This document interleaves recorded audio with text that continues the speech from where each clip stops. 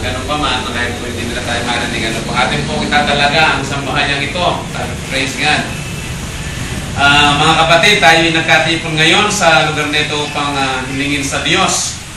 Napagpalain po ang tahanan ito na isang patutuo ng kanyang kagandahang loob sa atin. Ito hindi lamang isang tira, higit pa rito, ito isang simbolo ng pagmamahal ng ating Diyos na sa atin, na sa buhay natin bilang isang pamilya ng ating Panginoong Jesucristo. Marapat po sa lahat ng pagkakataon, anuman ang bagay na ipinagkakatiwala niya sa atin, ay atin pong ibigay ang pasasalamat at ang basbas upang ito po ilanong maipakita at maibalik natin sa dakilang Diyos ang kanyang kabutihan sa ating mga buhay. Bago po yan, humingi tayo ng isang awitin. So, at bago po tayo magkaroon ng maiksing mensahe, ay nais humingi po tayo ng isang awitin at pangunahan muna po tayo ng opening prayer ni Pastor Rene bago tayo tumako sa isang awitin at Tatay Tumayo, tayo po'y dumako sa diwa ng panalangin. Yes, again. Hallelujah. Ilang Diyos na makapangyarihan sa lahat. Kami po'y nagpapasalamat sa isang pribilegyo, Panginoon, sa ganitong pagkakataon na may talaga po namin ang tahanan ito. Kaya mo po, pangunahan mo po kami banal ng Espiritu. Gagawin po namin na ito'y gawaing makabuluhan sapagkat ang pagpapala ng mga kapatid po namin na rito, Diyos, ay ipinapaabot po nila ang pasasalamat nila sa iyo. Tanda, Panginoon, ang pagkilala nila sa iyo. Kaya mo, Panginoon, sabi nga pagsisimula ng gawain, wala kaming ibang mapararangalan, wala kaming ibang may tataas kundi ikaw. Kikilalanin po namin, Panginoon, kung paano mo sila pinagpala, at ito yung paraan mo, Panginoon, para malubos kanilang makilala sa mas malalim at Bibliang kaparaanan. Pagpalain mo po ang tahanan ito at sa'yo po namin ipinagtatagubilin ang pagsisimula po ng gawain ito. Hinihiling po namin ang lahat ng ito sa pangalan ng aming Panginoong Jesus. Amen. Amen. Bago po tayo makarinig ng salita ng ating Panginoon sa pagtatalaga ng tahanan po ito, ay awitan po muna natin ng ating Diyos sa kanyang kabutihan, sa patuloy ng mga biyayang patuloy na pinagkakalog sa atin. Ay buti-buti po. Ay buti-buti mo, Panginoon, sa lahat ng oras, sa lahat ng oras, sa bawat araw, sa bawat araw, kay laging tapat kung mahal. kay laging tapat kung magmahal. Iyong kaawa ay magpawalang hanggan. Yung away magbawalang Pinupuri, sinasamba kita. Pinupuri, sinasamba kita. Ilang Diyos at Panginoon. Dakilang Diyos at Panginoon.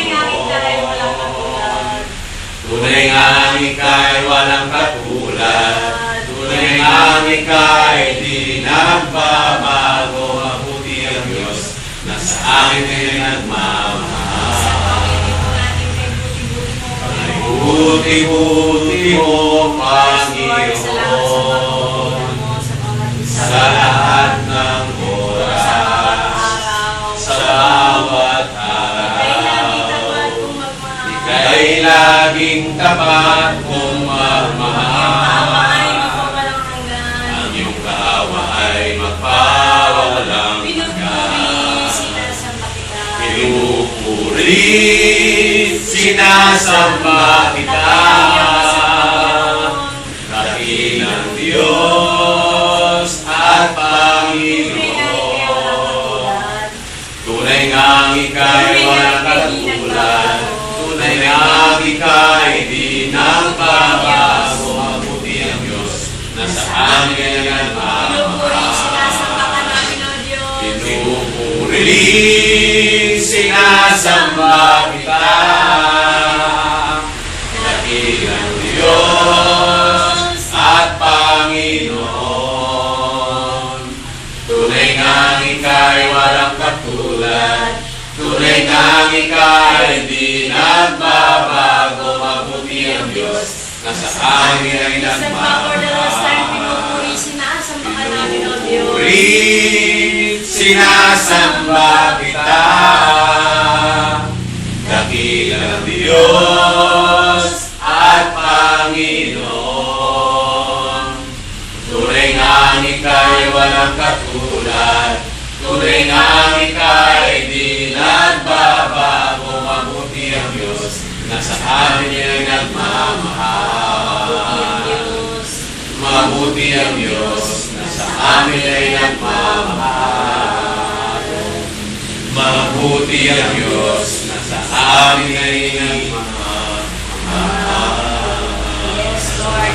Hindi nga kung napakabuti po, Lord, sa mga isa, sa mga biyayang patuloy na pinagkakaloob po sa amin, Lord, sa buhay ng bawat isa po sa amin, sa bawat oras, sa bawat araw ng aming buhay na patuloy na pinagkakaloob mo, Panginoon.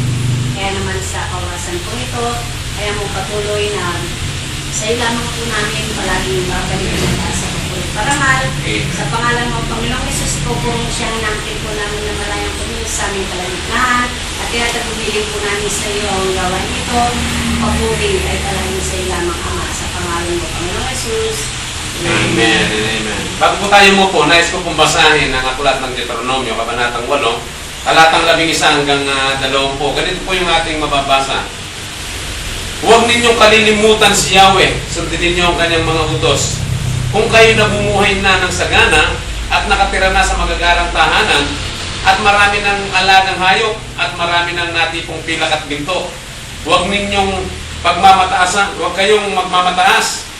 Huwag nga ninyong kalilimutan si Yahweh na nagpalaya sa inyo mula sa pagkaalipin sa bansang Ehipto. Siya ang pumatnubay sa inyo sa inyong paglalakbay sa malawak na nakatatakot na ilang na puno ng makamandag ng mga ahas at alaknan. Nang wala kayong mainom, nagpabukal siya ng tubig mula sa isang malaking bato. Kayo'y pinakain niya roon ng mana, isang pagkain di ninyo kilala. Pinaranas niya kayo ng hirap para kayo subukin at turuang magpakumbaba ang lahat ng iyo'y sa ikabubuti rin ninyo. Kaya huwag ninyong isa sa loob na ang kayamanan ninyo'y bunga ng sariling lakas at kakayahan. Alalahanin niyong siya ang nagbibigay sa inyo ng lahat ng lakas upang managana kayo at ito'y bilang pagtupad niya sa kanyang pangako sa inyong mga ninuno. Kapag siya tinalikdan ninyo at sumamba kayo sa Diyos-Diyosan, ngayon pa'y sinasabi kong malilipol kayo at balang araw kung hindi ninyo diringgin ang kanyang tinig, malilipol kayo tulad ng nangyari sa mga bansang pinalipol sa inyo ni Yahweh. Purihin po ang Diyos sa pagkabasa ng kanyang mga salita. Maaaring po tayong umupo. Nakilang Diyos, inyong pong pagmalayan ng aming pag-aaral nito ng salita. Patuloy namin ikilalanin ang iyong kabutihan sa pangalan ng Panginoon. Amen. Po, maaaring po tayong umupo at tayo po magkaroon ng maising mensahe. Napakagandang isipin, ano po, na sa ating buhay mayroong mga nakalaang mga pagpapala na inihahanda ang Diyos. Lalo na sa mga nananalig at may takot sa Diyos. Ang mananampalataya ba ay hindi na aksidente? Hindi kaya sila nagkakasakit ng cancer? Hindi po kaya sila nabibigyan ng mga problema o kaya natatanggalan ng trabaho? Siyempre po, sagot po dyan, nagkakaroon din at inaabot din sila ng mga mahihirap na sitwasyon. Subalit ito hindi nagiging banda na sa isang mananampalataya dapat mawalan ng loob kapag ito'y dumaranas.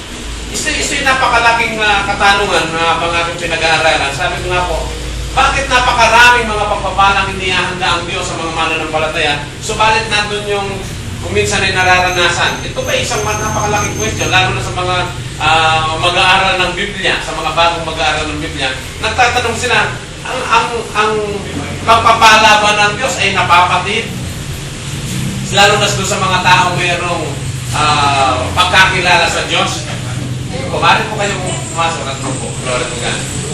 Hindi ba ang Biblia, sabi po, hindi ba ang Biblia ay nagtuturo ng isang magandang pagkakataon sa buhay ng tao? Sige po, pasok po kayo, pasok po. Meron po uupuan. Sige po. Glory to God. Sige po. Kaya po tayo magpatuloy. Okay. Glory to God. Hindi ba, sabi ko, hindi ba ang mananampalataya ba yung nagkakaroon din ng mga problema at anumang kahirapan? Hindi ba sinasabi ng Biblia na ng mga pagpapala ay inihahanda ng Diyos para sa lahat, lalo na sa kanyang mga tagasunod. Nagkakaroon siya ng proteksyon at pagpapala sa kanyang sa mga taong may takot sa kanya. Subalit, pag nakita natin, ang Biblia talaga ay nagtuturo, kaya nagiging puzzle sa mga tao kung bakit sa kabila ng umisa ng isang tao ay may malapit ng relasyon sa Panginoon ay dumaranas pa rin ang mga mahihirap na sitwasyon sapagkat nakapagtatakaw sa kaisipan o nagiging puzzle, questionable sa kaisipan ng tao kung minsan, kung bakit pa sila dumaranas ng ganito. Si Moises, ay sinabi niya sa kanyang mismong bibig, kung sa aklat po dito po sa aklat ng Deuteronomio, na may mga pagpapalang nakahanda sa lahat ng taong mayroong pagkakilala at may takot sa kanya. Sinabi po rin, sabi ni Moises, ang lahat ng inyong mga itatanim ninyo yung mamumunga ng sagana. Sabi ni Moises, ang inyong mga trigo, ang inyong mga cebada, yung umas, yung igos, yung granada, olivo, maging yung mga pulot na nandyan ay mananagana, sabi doon sa Deuteronomy chapter 8 verse 7. At meron pang isang napakalaking pangako na pinanggit din si Moises doon sa chapter 7 verse 15, na kayo hindi magkakasakit. Sabi niya sa mga Israelita, hindi kayo makakaranas ng sakit. Subalit kung minsan naisip natin, sabi nga natin, bakit sa panahon na